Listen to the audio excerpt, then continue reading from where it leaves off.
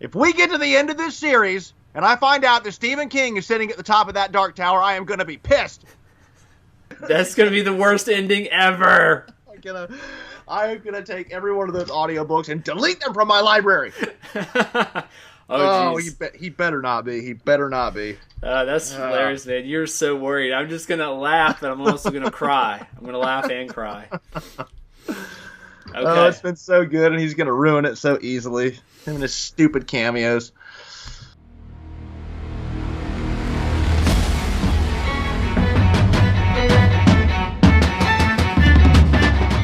This is a Rain of Books book talk. I'm Josh, joined by John. We are talking about the short spoiler version of the books we're reading. We're on book 5 of 7 of the Dark Tower series. This is called The Wolves of Calla by Stephen King, his seminal, epic, magnum opus, dark fantasy odyssey. Say that 3 times fast. We're more than halfway through. And super exciting because the book itself brings in a lot of new characters, has a really cool town to save, and it shows how, Roland Deschain, the last gunslinger, is one of the coolest characters in fiction. So lots of robots, lots of more robots, and blade throwing, and lots of cool action, and demon babies. That's John's favorite part, the demon baby. Maybe. Yeah, demon babies are great, man. They're cute and cuddly. And look, Josh, do yourself a favor and die a hero in this battle so your son won't find out what you really are later. Said Roland to somebody else. I wasn't saying that to you.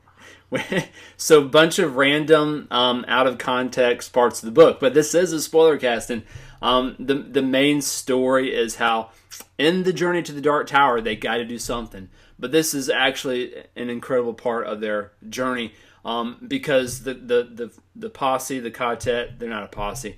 But Roland, Eddie, I like Susanna. that better, though. Paul Cartwright and the posse. There you go. And Jake, the youngin', all 4 of them have to help a town be saved from these wolves who come every generation or so and steal their children. The reason that there hasn't been outright revolution or revolt is that this community has sets of twins. Only one of the 2 twins actually are taken. And the worst part is, they're not gone forever. They come back as challenged, mentally slow giants. So they're like giant invalids. Literally, they grow to massive size, and they have to be taken care of the rest of their lives. So it's like insult to injury. So it's this really weird situation where this community lives in such despair and a reminder of how helpless they are. So it's really cool that Roland will come and save the day, but it's an entire story, the larger Dark Tower journey, and how they actually saved this community. It's really just well done, I think, the whole thing. But the children die very early, and this setting is these people are on the edge of end world, right? I mean, it's a slow burn to the end of the world, which is interesting because I'm used to reading things about a cataclysmic event brought an end to the world, and now there's people surviving in what's left, the wasteland, right? These people are on a very slow burn to get there. They know it's coming. And it was a very unique perspective on the end of the world. They're on the edge of it. These wolves are coming, taking their children. And like you said, Roland and his posse show up. And Roland is compelled to do the right thing. He even says that, hey, listen, we don't deserve to reach our destination unless we stand firm now. I really like that about the story. Stephen King pulls in a lot of different worlds in this story. I felt like Susanna, she pops up another personality, and I kind of felt like Susanna may be a representation of these different worlds, because with each personality, that personality is in its own little world. The one we have in this book is called Mia. She's the mother of this demon baby that's growing inside her. So we've got these different worlds at play, and it brought to my mind that the bad guys in the book that are trying to destroy the Dark Tower, they can't seem to just destroy it in one world. There's multiple worlds at play. So in our world, as we know it, they're having to try to play a real estate game. And they're after this one lot that's got a rose in it, right? And that rose represents the Dark Tower in our world.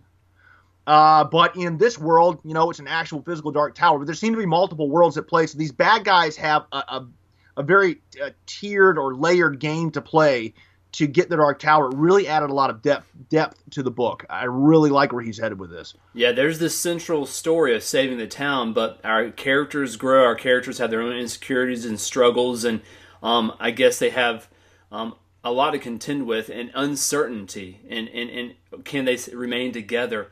This story has so much. So what we talk about is just a very surface level kind of description of what's going on. There's this insane huge cast with all the townsfolk. You have the rich townsfolk who have their own agenda. You know, they don't have twins. Some of them don't have kids that will be taken. You have the younger generation that's willing to fight and die to keep all of their kids. And then you have Father Callahan, who's maybe part of their group, the Quartet, which is like a group that's destined to go do great things together, or to move through this world and other worlds together. So he fleshes out so much. It's kind of mind-boggling, but it's all fluid.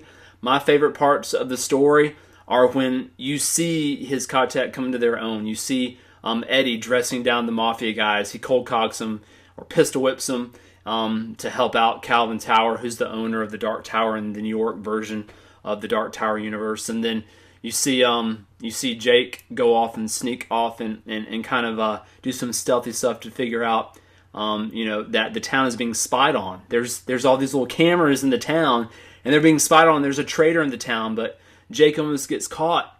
And there's all these great scenes, and there's obviously the battle at the end, but the build up to the battle is you have Old Man Gramps, who actually shows that the wolves can be killed. He has a story from back in the day when they killed one of the 50 wolves, and he's the lone survivor of that tale. So there's all this great stuff going on.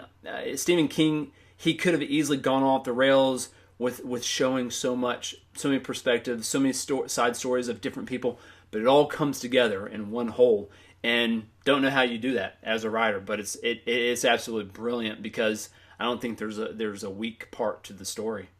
Yeah, it's got a large cast, but it's small in scope. They're really in this town, this one area, if you will, for the entire book. We also find out how much Stephen King really, really hates his own main character, Roland, because in one book he took his fingers, and then in another book he was starting to take his sanity, and now he's giving him arthritis so the guy can barely move. And I have a funny feeling he's going to be like Moses, who's never able to enter the promised land, because Stephen King's going to basically cripple the man, and he's going to be crawling on with just his two little fingers left by the end of this, trying to get to the Dark Tower. It's really making me upset. And as we talked about earlier, there's no ideal successor to succeed Roland and actually take up this millennia-long journey, because time is kind of wacky in this place. If he doesn't make it, who's going to make it? And when King do that, it's like you can't off your main character. There's very few stories where you do that and people still care, right? So this is what's going to happen, because Stephen King's making cameo appearances in this story. Go figure, right? It's Stephen King. Love the guy.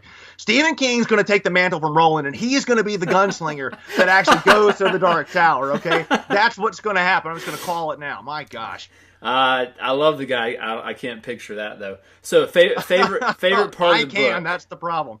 What's my favorite part of the book? I just love the plate throwers. The women, yeah. There's a secret order of plate throwers, and it's cooler than it sounds. They literally are the best of the best. They're hard calibers in their own right, and they can chop the head off of a dummy like 50 yards out with a razor edge plate. And there's a cool story behind it and everything. So yeah, there needs to be what'd you say earlier? The order of fork throwing men. Yeah, exactly. Yeah, the women are throwing the dinner plates, the men need to be fork tossing or something like that. Yeah, not as cool, Johnny. The battle itself is great. Lots of fallout. I mean, it's not everybody gets out alive safe, right? This is real world stuff. Yeah, things don't go according to plan. There's a lot of action at the end, and there's references. Stephen King teases out what they can expect later on down the road. You have literal lightsabers and sneeches that are like exploding drones in this book. Sneeches are the golden little golden orb from Harry Potter, snitch or sneech, whatever. I keep on getting up snitch, sneech, whatever. So it's and we've really seen the movies. That's what's bad. We don't know how to say it. I just love the battle at the end and how Susanna goes off And the book is about her. In the next book, I think it's about her. It's called The Song of Susanna, but she's having the demon baby. So again, things do fracture at the end. Stephen King makes every single book different. He takes it in directions I wouldn't imagine. So I have high hopes for the finale of this series. Highly recommend the series. Long journey, worth every step, I think. My favorite part of the battle, before we wrap up, is the resolve of these people. Not everyone. A lot of these men were cowards, and it was interesting. The women, the plate throwers, they were the hardest of the bunch, right? And they stood their ground. They threw the plates. They were ready to stand up when they convinced their men to. Jake had to harden himself when he saw one of his friends killed. And for whatever reason, in stories, when people have that kind of resolve, they have that kind of determination to do what they need to do, and they have that kind of focus, it really resonates with me. I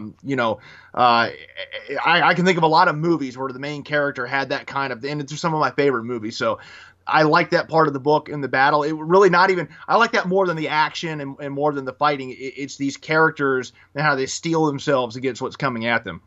When they make the movie, the Dark Tower movie, I don't have a lot to live up to. I don't have high hopes that they'll fit all this 7 books into one movie, which is why they're having a companion TV show. But I would like to see the plate throwers. I'm just asking right now if there's even if it's extra scenes. I don't know. No, it's a guarantee. I guarantee you'll see the plate throwers because it's making a prediction. No, it is. It's an opportunity. It's an opportunity for the filmmaker to get some strong female characters into the story outside of Susanna, because there's not a whole lot of them outside of Susanna. So we will see. So thanks for joining us on this book talk for Wolves of Calla by Stephen King. It's got a reputation for a reason, because it is kind of his big epic series, fantasy series. So go check it out. You can find out more about what we're doing on our podcast and other book topics. This is the Rain of Books, as in the rule of books, not the weather. Thanks for joining us. And Stephen King better not be at the top of that dark tower.